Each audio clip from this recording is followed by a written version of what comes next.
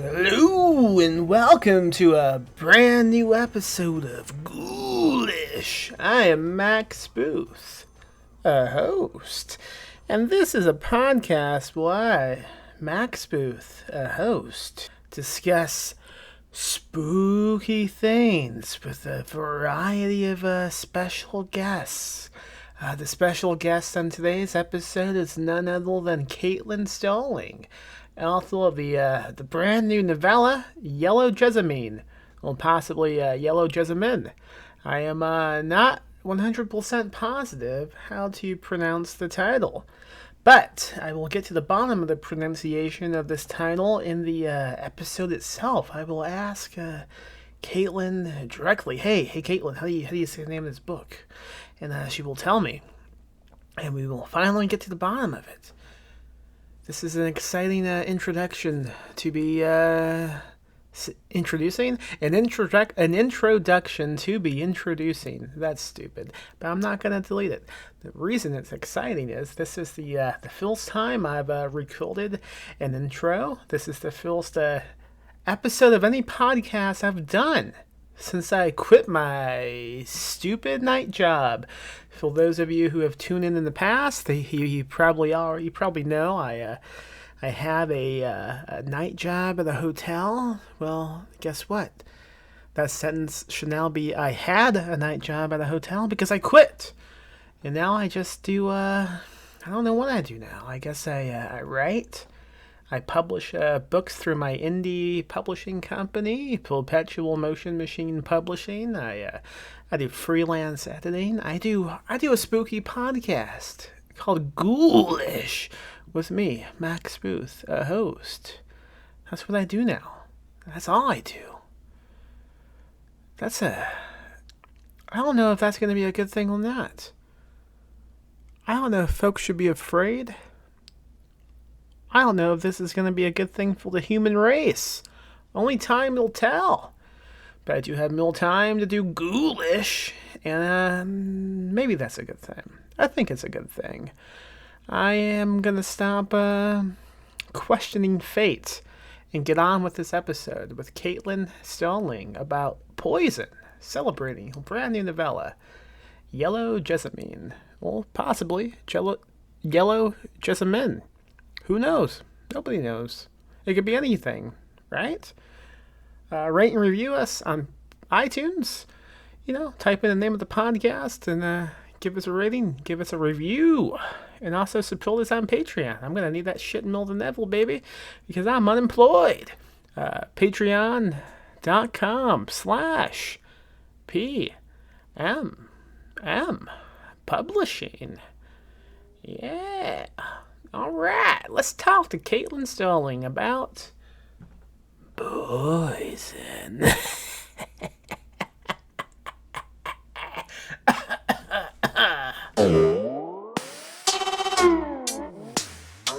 I finished the book maybe 15 minutes ago.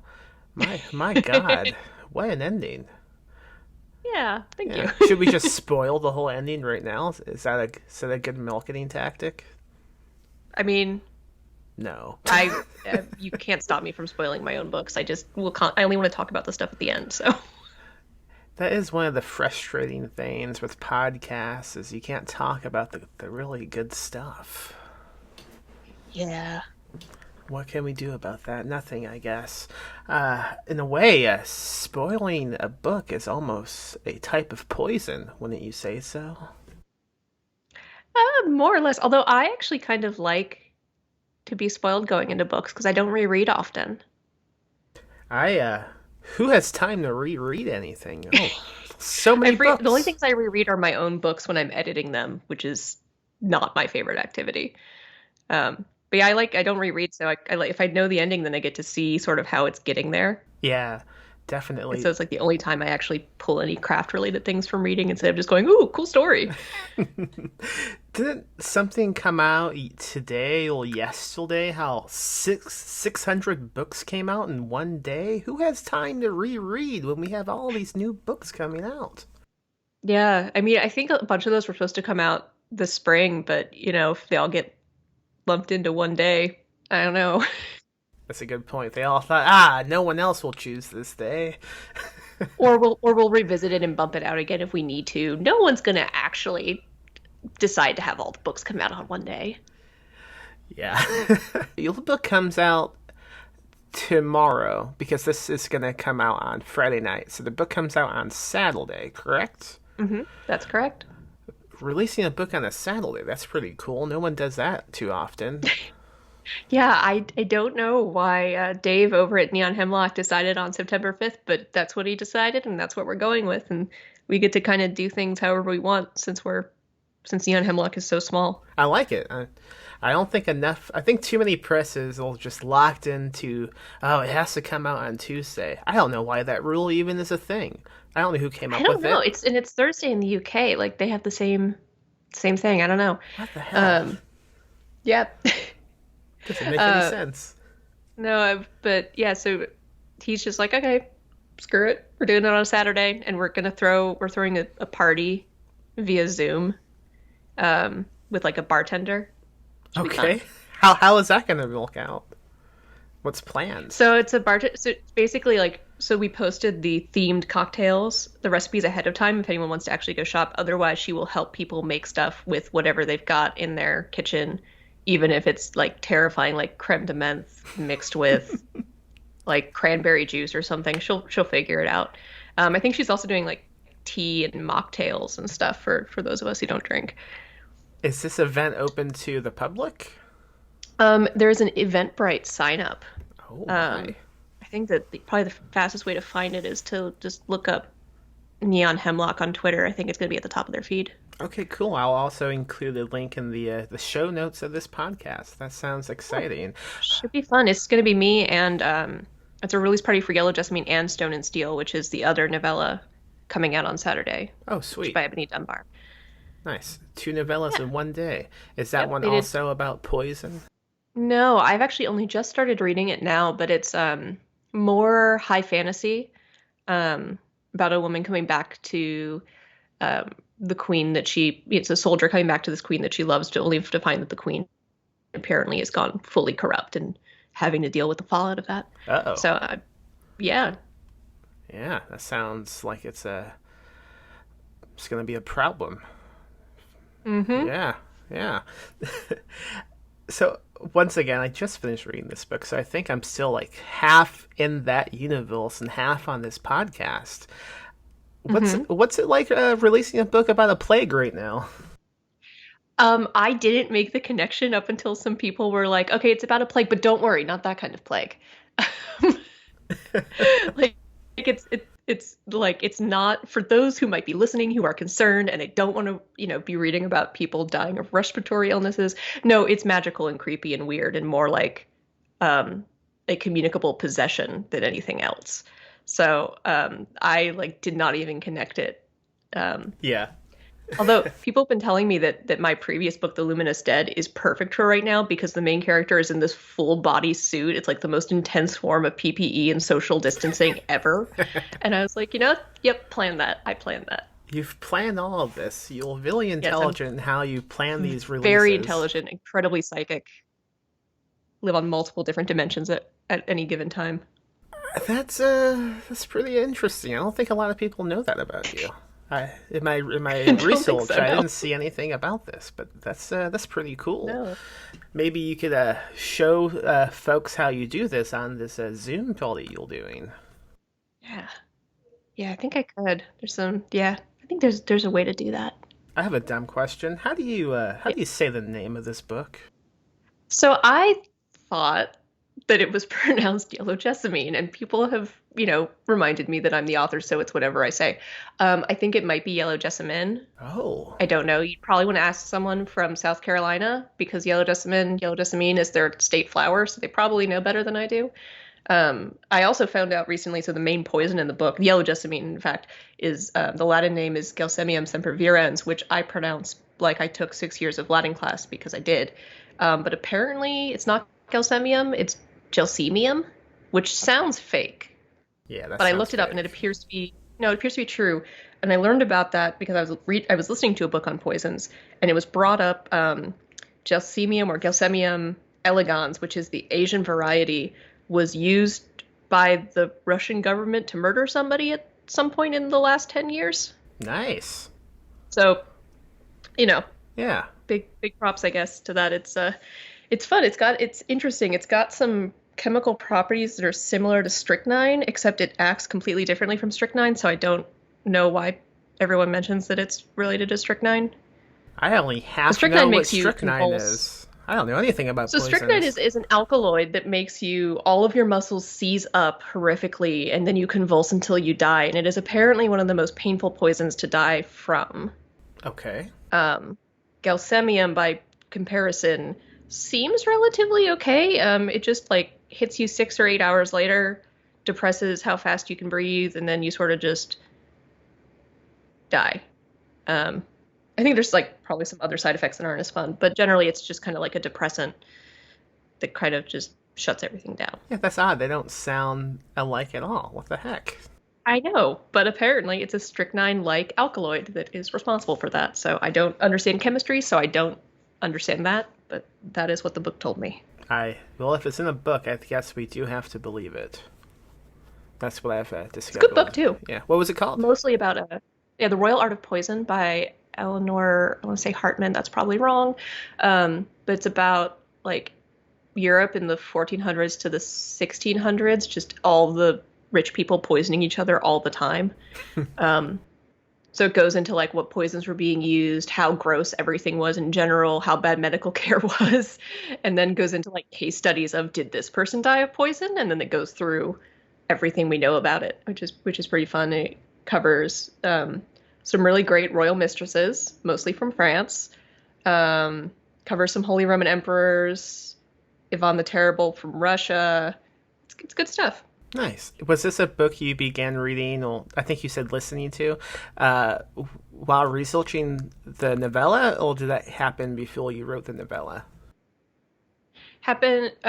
I actually just listened to it recently, well after finishing edits, because I was like, oh, this looks relevant to my interest because I am in fact still interested in poisons even after writing the book. Also, it's weirdly not about botanical poisons, which my book is. Apparently, botanical poisons were mostly used in like Greco-Roman times. And then by the time the Renaissance comes around, it was all heavy metal poisons. Arsenic, not aconite, antimony, that's it. Arsenic, antimony, mercury, lead. The lead wasn't usually in poisons, it was just in everything else. Um, but yeah, and apparently Italy had like certain Italian city-states had poison factories in like the 1500s. What? And Yeah, just like labs, like workshops of how can we make the worst, most terrifying, most undetectable version of arsenic or arsenic blends. Um, yeah, so like no one trusted Italy because of that. I don't And blame them. it wasn't just the Medicis, which I think are the people mostly associated with poison, one of them in particular. Or no, maybe it's not the Medicis, maybe it's the Borgias. Anyway, it was all of Italy. And really, it was all of Europe. They just blamed the Italians for all of it. You didn't want to be an Italian doctor because if one of your patients died, you would just get killed. They would just be like, "Oh, you poisoned him. You're Italian. You're a doctor. Oh We're no. just gonna hang you." It couldn't just be I'm bad at my job. Well, yeah. Also the Yeah. doctors half the time were poisoning their patients. They just didn't realize it. So much arsenic and everything. Also, one, this is going to be gross, but one doctor apparently gave his patient, was paid off and gave his patient um, a sulfuric acid enema, Okay. which killed him very Yeah. painfully. Um, but just wow. Wait, the patient paid for this? No, no, someone else paid the doctor Oh, to kill okay. their patient. Gotcha. Yeah, yeah. Yeah, that makes more sense now. Um, yeah. So that was Jesus. that was yeah. Researching poison's fun. You learn all sorts of neat things. What do you think began this fascination with poison? I don't remember because it started when I was like 14. In fact, like I came up with the character of Evelyn when I was 14. I was super goth and dramatic and edgy. And I was like, I want to make a character who kills people. Well, I want to make, but I don't want to use a gun. I don't want to use her to use a sword. What about poison? So I started researching poison, and the first thing to come up is this website still around called, I think it's botanical.com. And it is a digitization of an herbal encyclopedia that was published in the 1930s, and it includes a lot on poison. Um, all again because it's it's all herbal poisons. So like things like belladonna and aconite and hellebore and hemlock and all that fun stuff, and gelsemium. And I think I seized on gelsemium because A, it's a very pretty plant. It looks a lot like honeysuckle, and B, it has that delayed effect, and it's tasteless. So like you put that in, and it's alcohol soluble. So you put it in someone's wine or brandy, and then 8 hours later they start having trouble breathing. And like by that point, they're not thinking about the dinner party. Right, yeah. Like in any movie you Uh, see, that's always the plan, right? When they poison someone, it's that long lasting effect so you can be long out of town by the time it takes effect. yeah.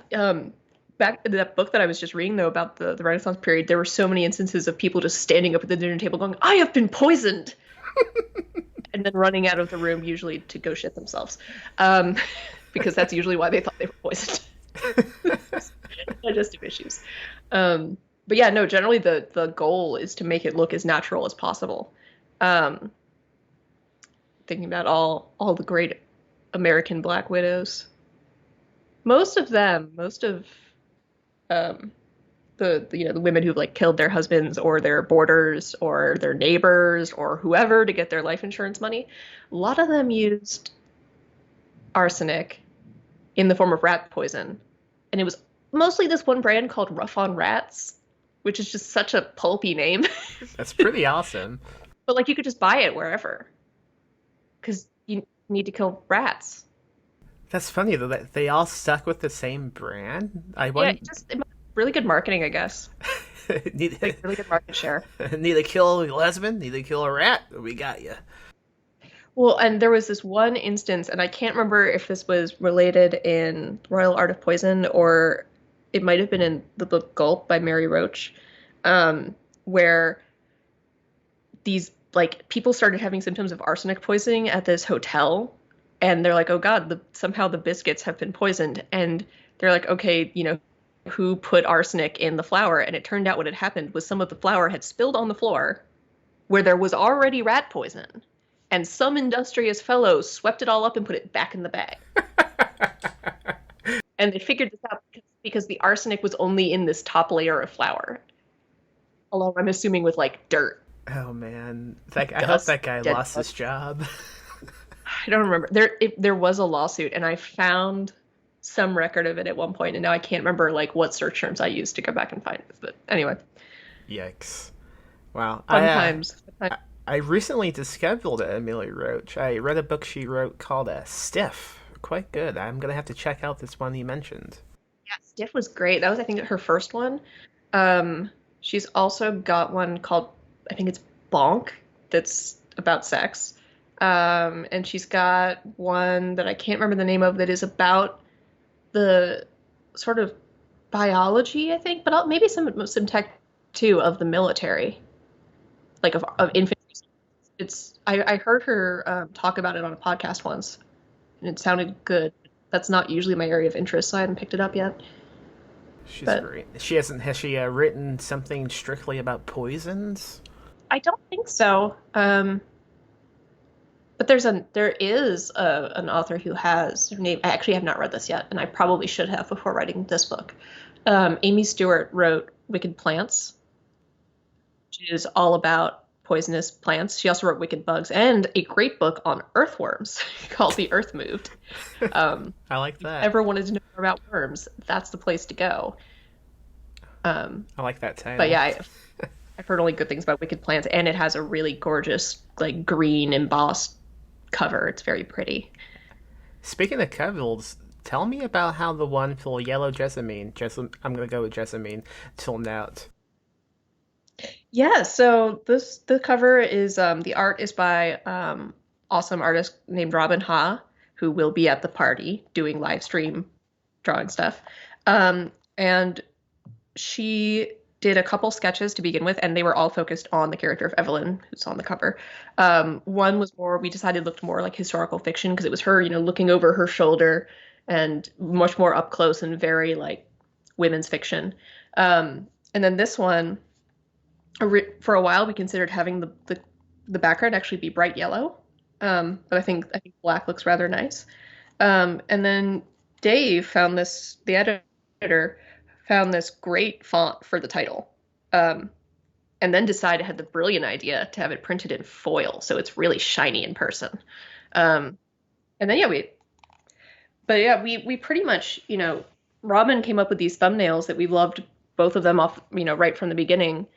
Picked one, and then just every time I got sent like a new draft of the cover, it looked cooler, and now it's this really gorgeous piece of art. It's magnificent. I love the font. It really sticks out. Yeah. Yeah. We went through like four or five different like fancy Gothic fonts, but I really liked it on. It's great for the time period of where this book takes place. I'm struggling to decide how exactly to describe this novella because it's not that long, and I feel like we get right into because a lot of folks they don't like to be spoiled at all. So I don't know exactly how to describe the plot of this. How would you how have you been pitching it? Well, I've got a sort of facetious way that I've been pitching it, which is sometimes a family is a noblewoman playing at mercantile dominance and weekend gardening, her chief of staff who would scorch the earth to keep her safe, the law enforcement officer who hasn't noticed the body piling up, and the traitorous soldier she has locked in her spare bedroom. Yes, I like that. Um, which, there are a couple light spoilers in there for the first couple chapters, but I see like the first four chapters as sort of the setup. I think probably the fourth chapter, which has Evelyn going to her little workroom to make some medicine, has probably like the first thing I consider a spoiler in it, which is about her past. Yeah. But up until that point, I think it's fair game, um, and I'm also, I don't want to talk about why the possession is happening because that's definitely spoiler territory. But the possession itself is super fun to talk about and super creepy, because usually, I'm trying to think of how much I want to give away. Usually possession is pretty like directly terrifying because it's your mother sucks cocks in hell or whatever, um, or Blackcoat's daughter style chopping people's heads off. But in this case, I feel like it's a different kind of scary because of how pleasant It. it is. I was thinking it's kind of a friendly possession. Yeah, it just wants to make friends. I loved it. It's Yeah. happy. Unfortunately, it does. It also has some bad side effects to the people who get possessed. So, I um, the whole visual component of insects going on eyes that do not close, extremely yes, creepy. I loved it. yes. Because people who are possessed by it like to stare. Yeah. They stare a lot, particularly at Evelyn. And so I guess the thing the last thing I'll say about the possession is that it is the scariest thing imaginable for our protagonist who literally hates everybody and does not like trusting people and does not like people getting close to her. And so, I think probably she wouldn't be as scared as a by a straight up monster. So instead, I had to make it a little bit odd. And I think you did that. Yeah, I think folks who read this novella are gonna be quite satisfied with the those who are possessed in this book. It's really unique and fun to read. It's a fun novella, I think. Really, really fun. Well, Uh, thank you. so if you well, you like super I guess like knowledgeable about poisons. Say if people like walking around in the wild, you can go, ah, no, that's poisonous. Don't touch it.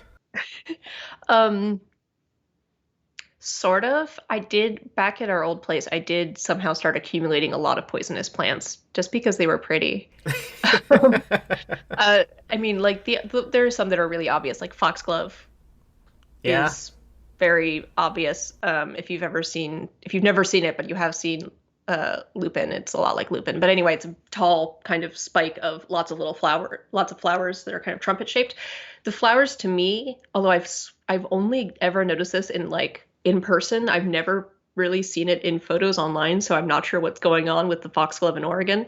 Um, but they look like little screaming mouths because they have these two little things. They look like little buck teeth. Um, so I love that. That's great. And hellebore is absolutely gorgeous. We had a whole bunch in our yard, but super poisonous, and I had to like keep restraining myself from planting it near the edible plants because that wouldn't go well. Um, and we did not have gelsemium, but we had a plant that looked very similar to it. But you don't want gelsemium in your garden if you are ever going to have kids nearby because it looks like honeysuckle and it can kill kids if they eat it like honeysuckle. So you don't want that. Um, I thought I had another one besides foxglove and hellebore, but I'm blanking on it. We did not have any belladonna or monkshood or any of that. Um, Belladonna is mushroom, right? nope, it's another What? flower. Oh shit! I don't know anything. Your fly, no, fly amarita, is that it? I think that's the famous red mushroom with white spots. Uh, fly agaric, sorry. Uh, or fly amanita. Okay, I wasn't that off. But yeah, that's your traditional red cap with little white bumpy splotches on it. Don't eat that one. Uh, When I was a kid, we had all these mushrooms growing in the front of my house, and I would just walk up and eat them without any parents looking at me or telling me, "Hey, don't eat those strange mushrooms." Yeah, it's crazy. I didn't die. I don't know. It's just white. were they the big puff balls? Yeah, yeah. Yeah, those are edible. You don't want to eat them past a certain point because if they're the kind I'm thinking of, they explode with spores after a certain point. Oh my god. Although you might have also just found some boletes. I know a little bit about mushrooms, not enough to actually feel safe picking them myself, but there's a fantastic book, if only for the cover, called All That the Rain Promises and More, which is just a dude in like he's dressed up like he's performing in the symphony in like an orchestra or the symphony, and I think he's got like a French horn in one arm and a whole bunch of chanterelles in the other, and he's just grinning.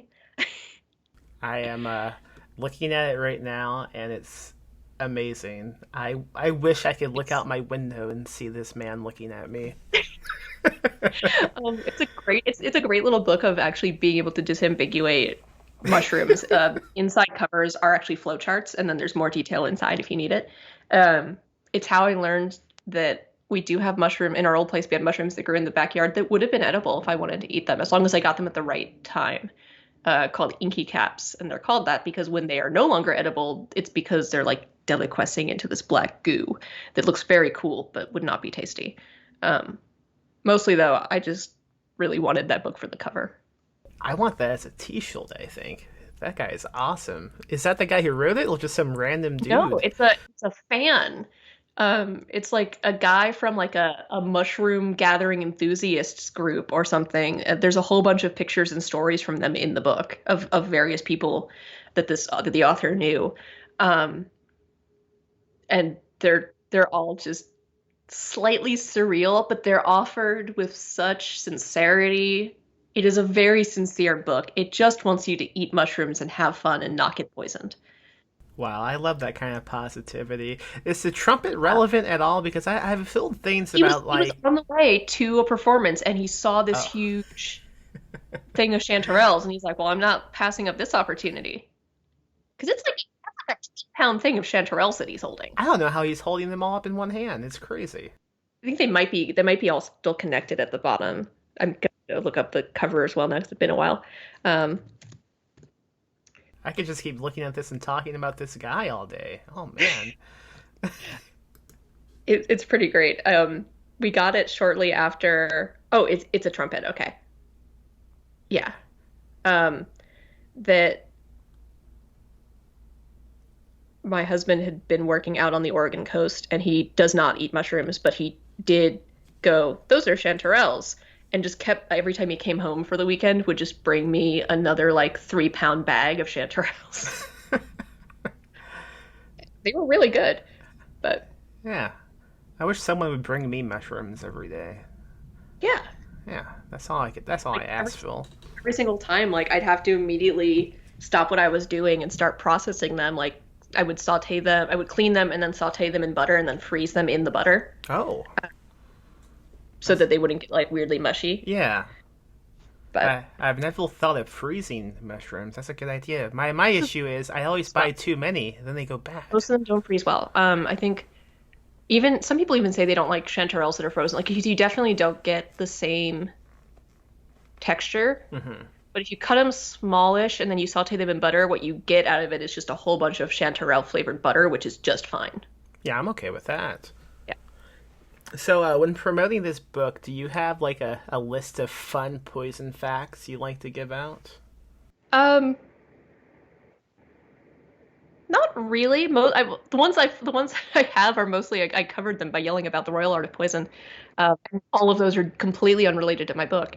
Um, yeah, like for some reason I just don't have any fun because not a lot of people have died. Like interesting people have died in amusing ways. The particular poisons that I use in the book that I know of. If you've heard of any, please send them my way. I would like to know. Like to all your listeners, all you listeners, please send me poison stories. Um, I wish I knew enough about the band Poison to make a joke, but I don't know. I don't know anything about them besides the name. yeah, Oh well. yeah, but Yeah, I am so distracted by looking at this man. He's the best. All right, how can folks find you online? mostly I'm on Twitter. I'm at CSEE_Starling, and then I've got a website, CaitlinStarling.com. Excellent. Well, thank you for coming Best on places. and doing this. This has been fun. I've learned so many things about poisons, about mushrooms, about whoever this magical man is. Thank you for just letting me chatter endlessly about sulfuric acid enemas. Um, Pro tip: don't do one of those. Um, yeah, and I hope everyone at least takes a look at the very cover of Yellow Jessamine, maybe even buys it, or not only buys it, but buys it and the themed candle that my publisher released along with it. What the hell? Tell me about this. Yeah, yeah. Neon Hemlock also makes candles inspired by the books they publish, and Yellow Jessamine's candle is called Gothic Manor, and it smells delightful. Um, would recommend. Also, there's a whole bunch of other novellas and chapbooks and anthologies, and all their stuff is pretty cool. So I would highly recommend checking it out. And there's going to be an audiobook of Yellow Jessamine that will also release this weekend, because since we said it was going to be September 5th, Tantor Media went, okay, I guess it's September 5th. And we've changed at least one publisher's mind. Yeah, and that one, the bits I've heard of it, the narrator's accent is so good. It's just this really sinister, plummy British accent Yes. that, Yeah. but yeah, check it out. That sounds perfect. What scent is this candle? What does it smell like? Oh gosh, I think to me, it just smells like really, really great dude's aftershave. Okay. Um, in like a botanical kind, but let me see. I think it's got bergamot in it. Does it? I don't remember. Let's see if I can find this really, really fast. Okay. I bet you this man smells like that candle. This mushroom man. That would be pretty intense. So it is spicy herbal bergamot and citrus. All right, cool. Now, it's not poisonous, is it? Not that I know of. It's 100% soy. Ah, okay. Good to know. So it's edible. I mean, I wouldn't, but you could try, I guess. I'll give it a Possibility for try. what happens. Who knows what happens? I mean, maybe I'll just become addicted to eating candles. That could be a new thing. I would suggest using a grapefruit spoon because it's got the little serrated edge. Yeah, You could absolutely. really dig. That's a good idea. I'll keep that in mind. I'll let you know how it goes. Or maybe I won't let anyone know how it goes because maybe I'll be dead. Alright, that's been Ghoulish. I am Max Booth, host. And if you enjoyed tonight's episode, why don't you go on over to iTunes, rate and review the program. Support us on Patreon at patreon.com/PMM Publishing. Buy a book at PaulPetrolPublishing.com. Standalone by Paul Michael Anderson is coming really, really soon. Thrill of the Video by Michael David Wilson. It's already out. Go pick it up. My own book, We Need to Do Something, a novella about a bathroom, is out now. My novel, Touch the Night, a book about small towns and police corruption, is out now through Cemetery Dance. Go get all of these spooky books and have a spooky good time, ladies and gentlemen, ghouls and fools. And, live spooky, die spooky.